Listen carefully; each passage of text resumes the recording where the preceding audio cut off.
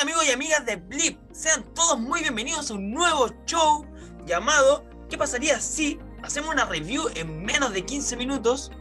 Mi nombre es Marcelo Ryder y allá vamos. Yo soy el vigilante.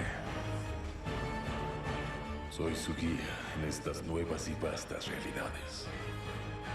Síganme y consideren la pregunta. ¿Qué pasaría si...? Ya chiquillos y chiquillas, vamos a analizar este nuevo episodio, este primer episodio ya de la serie animada What If, directamente de Marvel Studios, ya a través de la plataforma Disney Plus. En este caso, obviamente, vamos a partir con la intro, que es muy bonita, porque parte como la intro tradicional, ¿cierto? De Marvel Studios, y cuando termina en el logo de Marvel Studios al final, es un logo definitivamente animado, y eso obviamente le da un contexto a la serie y está súper bien implementado.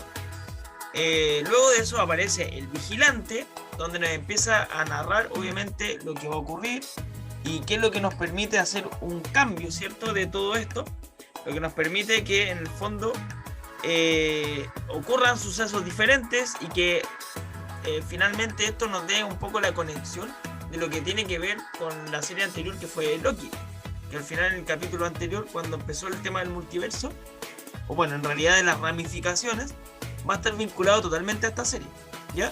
Ahora, siguiendo con lo que mismo ocurrió en la serie, en el capítulo, obviamente hablamos de que principalmente están en Alemania, ¿cierto? En 1943, al igual que el primer Vengador, que es Capitán América, ¿ya? Obviamente el capítulo de hoy está basado en muchas ocasiones y en muchos casos respecto de esa película del Capitán América. Empiezan las referencias, ¿cierto?, al Capitán América cuando está primero que todo con el tema del suero del super soldado, cuando está en la maquinita ahí en la cabina, ¿cierto? Donde le están poniendo el suero a Steve Rogers normalmente en la película, pero en este caso es a Peggy Carter. ¿Y cómo es que ella llega allá? La cosa es muy sencilla, pero simplemente ella, cuando marca el cambio de rumbo, digamos, de esto, es cuando el doctor le dice que se vaya atrás si quiere para que no esté ahí, y ella dice, ¿sabes qué? No, me voy a quedar acá. A diferencia de lo que ocurrió en el Capitán América, que ella efectivamente se va a la escalera, y en este caso ella decide quedarse. Obviamente eso altera todo, porque en el fondo nos da la posibilidad de que ella sea quien efectivamente tome el suelo, como ya lo habíamos dicho, ¿ya? Y obviamente el vigilante, cuando también estaba hablando de eso, lo comenta, dice, es acá donde ocurre el cambio de todo. Luego de eso, obviamente está la máquina del ejército, ¿cierto? Y Peggy entra ahí y se transforma en la super agente, la super soldado, que nadie se esperaba, que de hecho el general que estaba ahí en realidad la ninguneó mucho, no le gustó para nada, decía que se había perdido la plata, porque en el fondo eran 60 millones que el gobierno los estaba perdiendo, porque básicamente era una mujer, y las mujeres no estaban hechas para ir a la pelea, no eran super soldados, etc. Y a lo que Peggy lógicamente reacciona muy enojada y con toda justicia, porque en el fondo bueno, es parte de la época, pero finalmente algo muy machista y algo que no está bien visto hoy por hoy tampoco, aparte de, y no corresponde, porque finalmente se puede hacer efectivamente, o sea, en el caso de la mujer o el hombre pueden hacer perfectamente lo mismo, y eso ella lo sabe muy bien, y en ese aspecto reacciona muy enojada y muy indignada, obviamente. Bueno, luego de todo esto, vamos a pegarnos un salto importante, porque acá es cuando después ya ella se decide obviamente a querer luchar en la guerra, y se le acerca en algún minuto Howard Stark, ¿cierto? Y en este caso, él directamente llega con como que está en un bar ella, ¿cierto? Y llega directamente él con una maleta. Y en esta maleta ella la abre y efectivamente es el traje de Capitana Britannia. Un traje obviamente que es para ir a la guerra. Y aquí es donde él le pasa también el escudo de Capitana Britannia. En este caso, yo solamente les quiero comentar mi opinión personal, que en ese caso está relacionado con que me llamó mucho la atención que hubiese un escudo, porque ya está bien, el escudo, a ver, el personaje lo tiene oficialmente y corresponde que también acá lo haya tenido, pero me pareció un poco explicado el por qué le pasaba un escudo y por qué fue un escudo así y todo. Me hubiese gustado que hubiese tenido esto un poquito más de trasfondo, porque por ejemplo en el caso del Capitán América, el primer Vengador, Steve Rogers desde siempre como que tenía un escudo. Cuando partió con esto del Capitán América, donde tenía de hecho todo escrito ahí lo que tenía que decir, y después empezó el escudo de Vibranium, el escudo definitivo de él, digamos, fue dado en virtud de que él lo utilizaba. Él siempre era como parte de el escudo, pero de Peggy Carter es como raro porque nunca se le había visto como un escudo, nunca se habría pensado que es parte de, pero bueno. Luego de todo esto también pasa que existe también una armadura que prontamente, bueno, Peggy Carter obviamente se va a la guerra y todo, y Howard Stark no se queda ahí y simplemente lo que le hacía falta a Steve Rogers era una armadura que lo hiciera fuerte en el fondo, y efectivamente Howard le hace una armadura que después sería llamada como Hydra Stomper, ¿cierto? Y bueno, tremenda armadura que le armó, que es muy parecida a la que usó Obadiah Stane en Iron Man 1. Y ahí también ese es un guiño, porque en el fondo se da a entender que los Stark tienen una forma muy particular de pensar y de hacer armaduras. Bueno, luego de todo esto también Peggy va directamente a petición de Steve Rogers a salvar a Bucky Barnes directamente a una prisión donde los tiene encarcelados junto a otros compañeros militares, ¿cierto? Y en este caso existe una escena cuando ya los libera y todo, que en el fondo también dentro de esa parte de liberación todos están como atónitos porque llega ella y dicen: ¿y tú quién eres? ¿Eres la reina Britannia? Y ella dice: no, soy la Capitana Carter. Y obviamente hace muestra de su fuerza y los saca a todos. Y luego cuando van saliendo, sale una escena que también apareció, que es una referencia muy directa a Capitán América, el primer Vengador, que es cuando salen todos disparando, y esa es muy parecida. Y aquí la estamos viendo, yo se la estoy mostrando en este momento. Bueno, luego de todo esto obviamente ya empieza, sigue la batalla fuera de Eterno. Ya hace su primera aparición Rogers en su Hydra Stomper, que es el número C15, ¿ya? Y en esta ocasión también empieza a batallar y Peggy Carter se ve sorprendida en esta ocasión y le encanta que él pueda ser parte de, porque en el fondo él lo único que quería era pelear en la guerra y no tenía la posibilidad, que era su única opción, haberse tomado el suero, y lamentablemente no fue así. Bueno, luego de todo esto también vuelven después al refugio, ¿cierto? Y en este caso está también con el general y bueno, no le quedó otra que en el fondo aceptar que Peggy Carter también estaba haciendo bien la pega y que sí hacía o sea, en el fondo se dio cuenta que él lo que estaba diciendo y lo que estaba pensando estaba muy mal.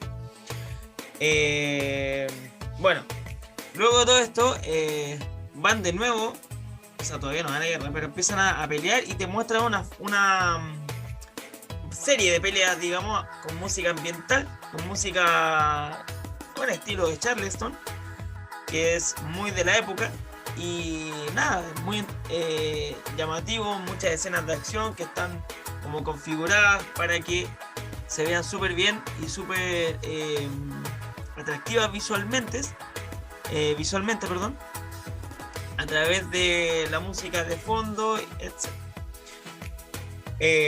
Pasa esto y resulta que después Smith, bueno, o Red Skull, empieza a hablar de que va a traer un campeón más allá de que viene de más allá de las estrellas. Ya eso se lo empieza a decir obviamente a gente que es como del mismo bando, se podría decir, pero que en el fondo lo van a recriminar porque el Führer lo quiere, y él habla, dice que no, que a un dios nadie lo manda y cosas así, que en el fondo no hay mucho que hacer ahí, porque en el fondo Red Skull es así, ¿ya? Y en este caso ahí se le muestra la verdadera identidad también con este general que había al otro lado, capitán, no sé, o sargento. Y resulta que en esta ocasión también pasa que al final le demuestra que él es Red Skull definitivamente cuando saca la máscara, y etc. Luego pasa que Peggy Carter, ¿cómo se llama? Van en la escena donde también, esta es una referencia clarísima a la nueva, o sea, a la película de Capitán América, es cuando van saltando directamente al tren que va en camino, ¿ya? Y donde tienen que ir a intersectarlo. En esta ocasión también, justo antes de lanzarse al tren, Peggy le dice a Bucky, ¿acaso te dan miedo los trenes? Y eso es muy divertido porque en el fondo da la casualidad de que en la película él justamente cae del tren. Entonces pienso yo que ese diálogo es una referencia efectivamente a que le pueda tener miedo a caerse. Entonces en ese aspecto está bien jugado, ¿ya?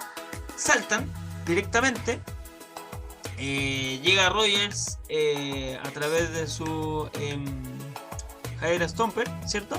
Y destruye la parte frontal del tren, lo detiene y se da cuenta al ingresar que hay bombas. Explota todo y bueno, se da por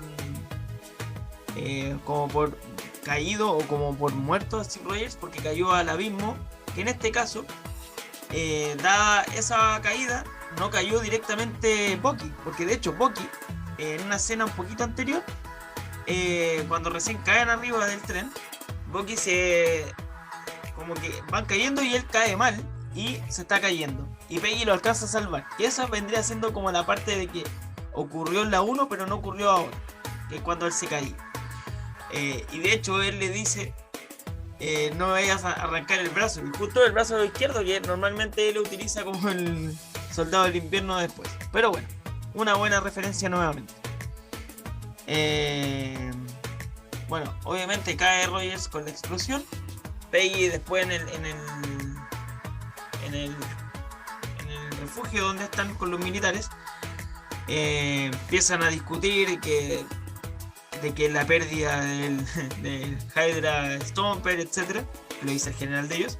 Y Peggy dice, pero si es Steve Rogers, es Steve, no es el Hydra Stomper. Hay una persona en el fondo, eso es lo que quiere decir. Y el militar obviamente pensando solamente en el arma. Y de hecho le recriminaba directamente a Howard Stark que acaso no era ¿cómo se llama? No era indestructible, le dice. Y le dice, se suponía que sí. En fin. Luego de todo esto, Red Skull, obviamente, habla nuevamente de la ¿cómo se llama? Fuerza interdimensional que va a traer, ¿ya? A través del tercer acto. Y esto es algo muy raro. Esto es algo muy llamativo, porque en el fondo le llega el tercer acto a Red Skull y hay un salto que yo me lo perdí, no lo entendí, no sé qué pasó acá. Pero el tercer acto en el último a ver, antes de que llegara a Red Skull, lo tenía directamente el general en su escritorio, que Peggy se lo había llevado. Entonces yo ahí algo no entendí.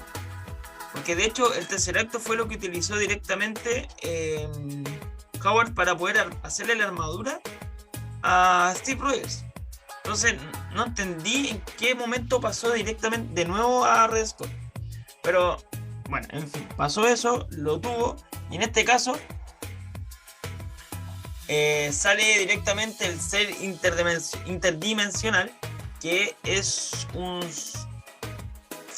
como un monstruo con tentáculos y que tiene un ojo al medio, ya, pero es un ojo con o sea, es un monstruo con tentáculos. Pucha, es muy similar a lo que ocurrió en Guardianes de la Galaxia 2 cuando salió este mismo personaje con hartos tentáculos, también como muy como espacial, donde obviamente lo derrotan al principio. Se parece mucho, no sé si será una referencia a eso también o será efectivamente algún otro personaje que se está incorporando, que también de repente se puede hablar que puede ser Shuma Gorath, que también es similar en ciertas cosas, pero no sabemos aún. Bueno, de hecho, Bucky aquí ya empieza a ocurrir un poco el tono Marvel, porque también Bucky cuando llega ahí directamente se encuentra con un... o sea, dice un chiste, digamos, porque en el fondo, ¿quién pidió un calamar? Y lo tira como broma, y en el fondo es como esos típicos chistes que salen en Marvel Studios, así que está súper bien que haya salido de repente también, porque no fue algo como chistes. De hecho, creo que fue el primero y el único en todo el capítulo, así que súper bien ubicado también, ¿ya? Bueno, en este caso también empiezan a batallar con el monstruo, que a propósito hace pedazos a Red Skull, ya lo toma, y el campeón mata directamente a quien lo trajo, ya, y lo hace papilla en nada, lo toma y lo aplasta. Y fuiste bueno, Red Skull. Y aquí también un poco se habla de la fuerza que puede tener Red Skull. Se supone que es muy parecida a la que tenía Peggy Carter con el mismo suelo. Ahora, lo que yo creo que en este caso Peggy Carter podía tener más entrenamiento, y eso puede hacer que en el fondo fuera quizás más fuerte que Red Skull y pudiese batallar más de tú a tú con este monstruo. Bueno, al final batalla y a todo esto, en todo este contexto, ella había llevado a Howard Stark para que por si acaso tuviese que apretar botones. Y en esta ocasión justamente tiene que apretar botones para poder cerrar el portal interdimensional. Y bueno, de hecho ahí tienen un par de diálogos donde Stark le dice: no entiendo alemán, no sé qué esto, en fin. La cosa es que finalmente ella dice: ya, entonces voy a tener que empujarlo, porque si no lo podemos hacer de otra forma, voy a tener que empujarlo, lo empuja, y se van los dos por el portal interdimensional y ¡boom! Peggy aparece directamente, lo que aparentemente sería 2012, que es como la misma entrada que hizo Loki en la película de Avengers de 2012.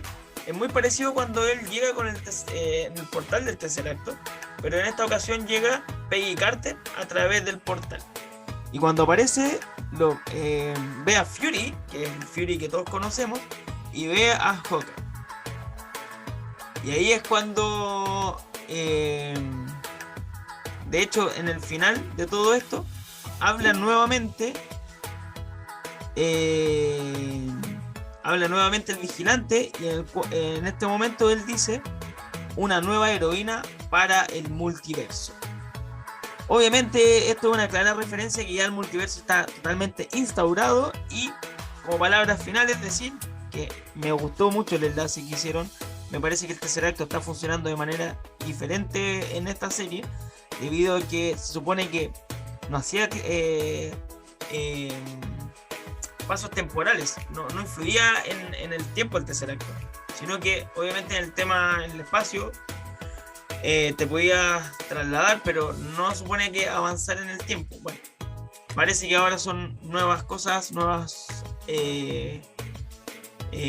funciones que tiene el tercer acto en esta serie. Así que súper buen primer episodio, espero que le haya gustado. Entre análisis, review y también desmenuzando el capítulo de What If. Los esperamos la próxima semana. Ya le tocaría a uno de mis compañeros el próximo miércoles, así que ahí nos vemos. Chau, chau, chau, chau, chau.